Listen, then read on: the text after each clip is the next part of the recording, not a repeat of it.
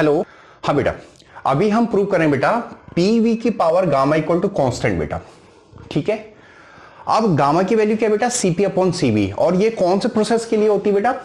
ये होती है आपकी एडियाबेटिक प्रोसेस के लिए बेटा। एडियाबेटिक प्रोसेस बेटा, एडियाबेटिक प्रोसेस के लिए पीवी की पावर गामा इक्वल टू होता बेटा कांस्टेंट।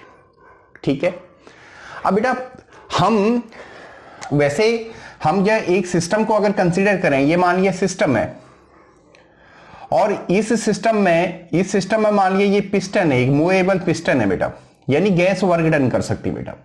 ठीक है, अब ये मान लिया गैस है बेटा।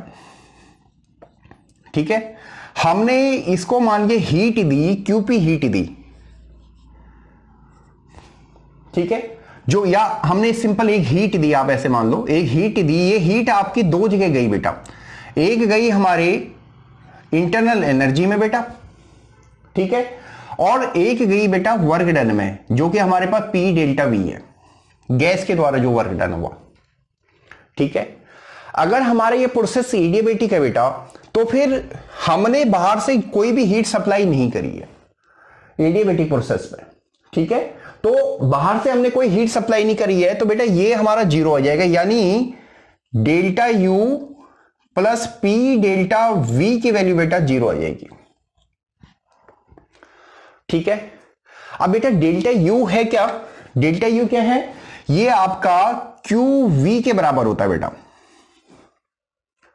ठीक है, यानी जो हम कांस्टेंट वॉल्यूम पे जो हम हीट देते हैं बेटा, वो सबकी सब जो है इंटरनल एनर्जी में चली जाती है, क्योंकि वर्क डन होता नहीं है। तो डेल्टा यू आपके क्यू वी के बराबर होगा।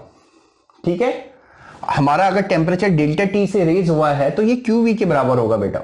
ठीक है, और यही क्यू वी हमारा N C V delta T के बराबर होगा बेटा।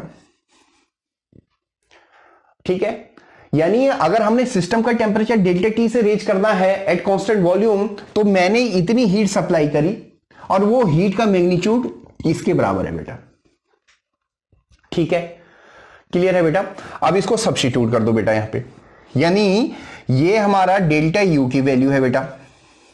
ठीक है, तो यहां पे सब्स्टिट्यूट कर दिया बेटा, ये हो गया हमारा N C V delta T plus P delta V equal to zero हो गया बेटा। ठीक है बेटा, अब हमारे पास एक इक्वेशन है बेटा, वो इक्वेशन है हमारा पीवी इक्वल टू एनआरटी। अब इसको डिफरेंशिएट करो बेटा, ये डिफरेंशिएट किया तो ये हो गया मेरे पास P delta V plus V delta P equal to N R delta T बेटा। ठीक है, अब डेल्टा टी की वैल्यू अगर हम यहां से निकालें बेटा, तो डेल्टा टी की वैल्यू हो जाएगी P delta V plus V delta P upon N R. ठीक है बेटा, ये हमारे पास डेल्टा टी की वैल्यू आ गई। अब ये डेल्टा टी की वैल्यू को हम यहां पे सब्स्टिट्यूट करते हैं बेटा। ठीक है, थोड़ा सा रब कर देते हैं।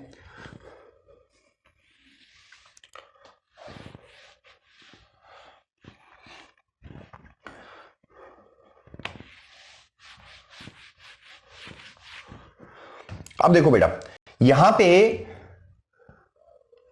एन सी वी और डेल्टा टी की वैल्यू क्या है बेटा हमारे पास? P delta V plus V delta P upon N R है बेटा, और ये हमारे पास हो जाएगा P delta V equal to zero बेटा। ठीक है, ठीक है बेटा, देखो इसको मल्टीप्लाई करते हैं, ये n से तो n कट जाएगा, तो ये हो जाएगा बेटा हमारे पास सी वी, n से n कट गया बेटा, और p डेल्टा वी एक हमारे पास ये बन जाएगा, दूसरा हमारे पास हो जाएगा बेटा सी वी वी डेल्टा पी। ठीक है बेटा, और ये मल्टीप्लाई होगा बेटा यहां पे, हम n से तो हम n हमने काट दिया तो r ही होगा बेटा वहां पे, यानी पी आर डेल्टा वी ये इक्वल टू जीरो हो जाएगा बेटा। क्योंकि जब r वहां से मल्टीप्लाई होगा, एलसीएम लिया हमने यहां पे, कुछ नहीं किया, सिंपल एलसीएम लिया। ठीक है बेटा, अब इसको भी रब कर देते हैं।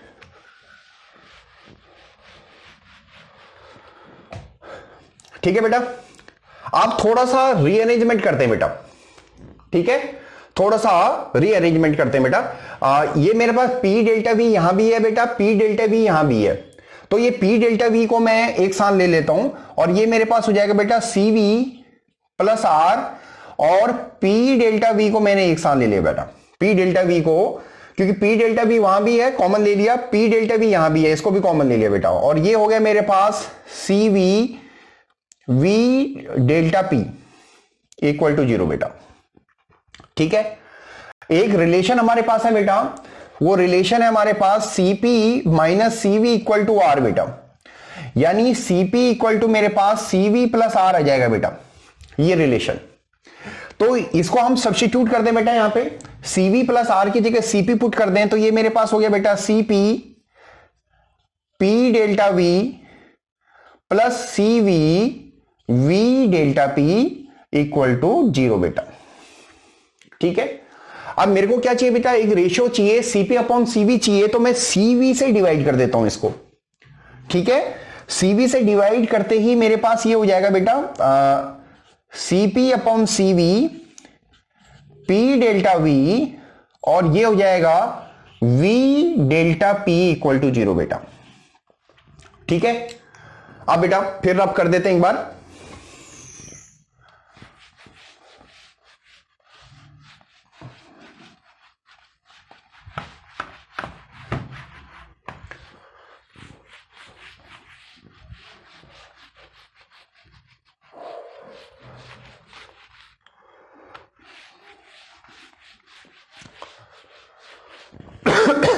अब बेटा ये क्या, देखो सीपी अपॉन सीवी क्या बेटा, मेरे पास gamma, gamma P delta V हो जाएगा बेटा, और V delta P equal to 0 बेटा। ठीक है, अब इसका हमें क्या करना है बेटा, इंटीग्रेशन करना है, तो जो जैसे हैं वेरिएबल उसको उसके साथ कर लेते हैं। इसको पहले इधर की साइड ले आइए, gamma P delta we minus we delta P, delta we के नीचे वी और डेल्टा पी के नीचे पी कर लेते हैं, तो ये हो जाएगा बेटा गामा और delta V upon V minus delta P upon P बेटा।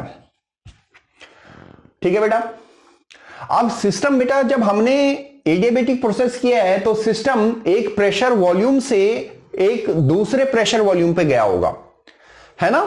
तो हम इंटीग्रेशन कर देते हैं, यहां पे ये इंटीग्रेशन कर दिया मैंने, ये गया V1 से लेकर V2 तक, और उसी टाइम पे ये चीज गई आपकी P1 से लेकर P2 तक। ठीक है बेटा, अब गामा आपका आ गया बाहर बेटा, कांस्टेंट है। ठीक है, और ये हो जाएगा आपके पास natural logarithm ln delta V upon V का जो इंटीग्रेशन हो जाएगा ln v हो जाएगा बेटा, और हमारा सिस्टम गया बेटा V1 से लेकर V2 तक गया है। यहां पे क्या हो जाएगा बेटा, यहां पे ln p हो जाएगा बेटा, और यहां पे भी सिस्टम हमारा गया है P1 से लेकर P2 तक गया है बेटा। ठीक है, अब देखो बेटा यहां पे कर रहे हैं, अब गामा जैसा है वैसे ही रहने दो बेटा, ये हो जाएगा आपका इधर की side ln V2 minus ln V1, integration का तरीका बेटा सॉल्व, पहले V2 की वैल्यू पुट करेंगे फिर V1 की वैल्यू, इक्वल टू हो जाएगा बेटा minus ln P2 minus ln P1। ठीक है बेटा, इसको हम कैसे लिख सकते हैं बेटा, देखो हमारे पास log a अपॉन बी क्या होता है बेटा, वो होता है हमारे पास log a minus log b होता है बेटा। इस प्रॉपर्टी का यूज कर रहे हैं हम, तो ये मेरे पास आ गया बेटा gamma ln V2 upon V1, और ये आ गया बेटा minus ln P2 upon P1। ठीक है बेटा, ठीक है, और ये हमारे पास जो गामा है बेटा ये पावर चली जाएगी, है ना। तो ये हमारे पास हो गया ln v2 अपॉन v1 की पावर गामा इक्वल टू, अब ये बेटा ये माइनस है आगे, तो हम इसको ऐसे लिख सकते हैं ln p2 अपॉन p1 की पावर -1, क्योंकि लॉग है, नेचुरल लॉग है ये, तो लॉग में जब कोई भी पावर होती है तो वो आगे सॉल्व कर देते हैं, हम उसको आगे आ जाता हो मल्टीप्लीकेशन में। तो ये -1 से मल्टीप्लाई है तो हम उसको ऐसा लिख सकते हैं बेटा, ठीक है। अब ln दोनों साइड से कट गया बेटा, थोड़ा सा और इधर से रब कर देते हैं।